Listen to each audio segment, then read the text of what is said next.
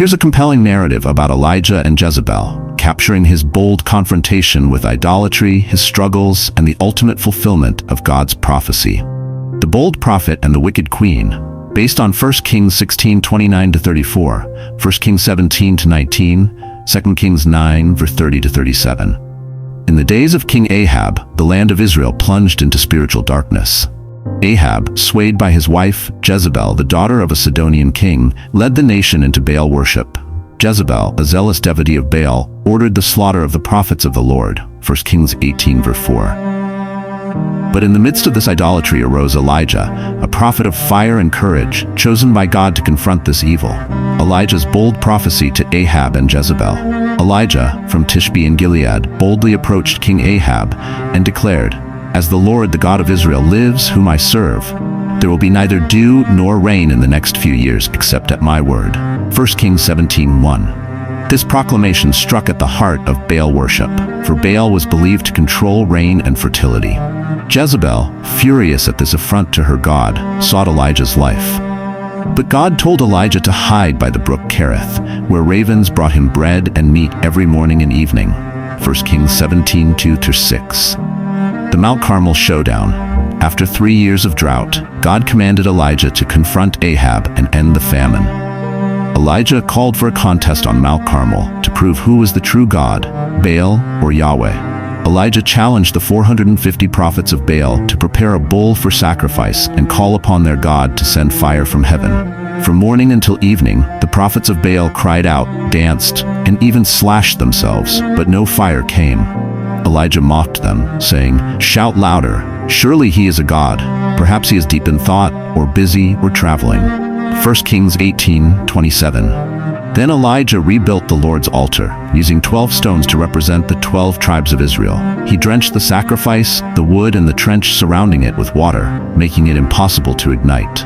Then he prayed, "Lord, the God of Abraham, Isaac, and Israel, let it be known today that you are God in Israel, and that I am your servant and have done all these things at your command. Answer me, Lord, so these people will know that you, Lord, are God, and that you are turning their hearts back again." 1 Kings 18:36-37. Fire from heaven fell, consuming the sacrifice, the wood, the stones, and even the water. The people fell prostrate and cried, "The Lord, he is God! The Lord, he is God!" 1 Kings 18:38-39.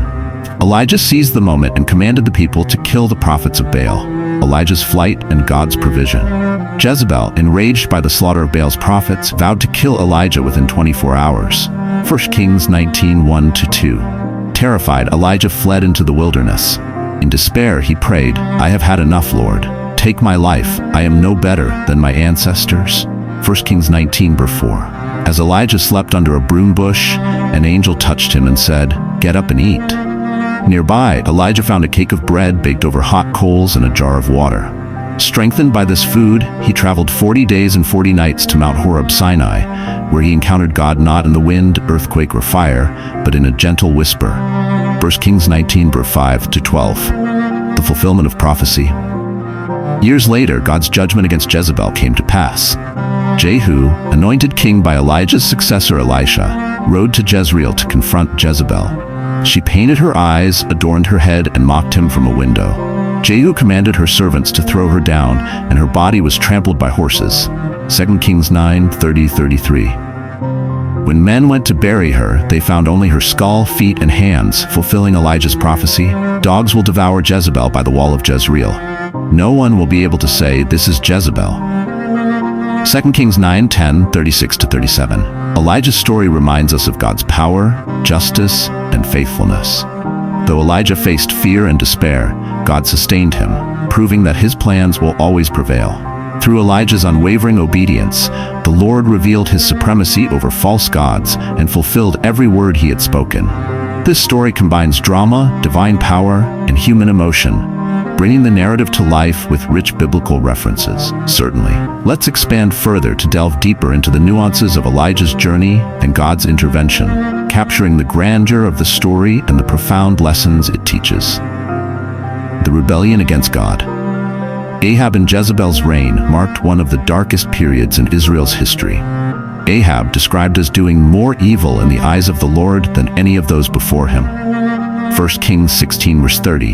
Not only worshipped Baal, but also erected an altar for him in Samaria. Jezebel's zeal for Baal worship led to the systematic persecution of God's prophets, leaving the nation gripped by fear and apostasy. But Elijah, whose name means "the Lord is my God," stood as a beacon of truth amidst this spiritual decay. His sudden appearance in Ahab's court with a declaration of drought, 1 Kings 17 verse 1, was a bold affront to Baal, the so-called god of fertility and rain. This act set the stage for a dramatic confrontation between the living God and the false idols of Jezebel. The miracles of provision. As Elijah obeyed God's command to flee, the miraculous provision by ravens at the brook Kerith demonstrated God's care even in desolation. 1 Kings 17 verse 2-6. When the brook dried up due to the drought, God sent Elijah to Zarephath, a region under Jezebel's influence, to a widow who was preparing her last meal. Elijah assured her, "The jar of flour will not be used up, and the jug of oil will not run dry until the day the Lord sends rain on the land." 1 Kings 17 verse 14. True to his word, the widow's household was sustained for many days. This miracle not only showed God's power over scarcity, but also his ability to provide even in enemy territory. When the widow's son fell ill and died, Elijah cried out to God and stretched himself over the boy 3 times, praying fervently. The Lord heard Elijah's plea, and the boy's life was restored. 1 Kings 17 verse 17-24.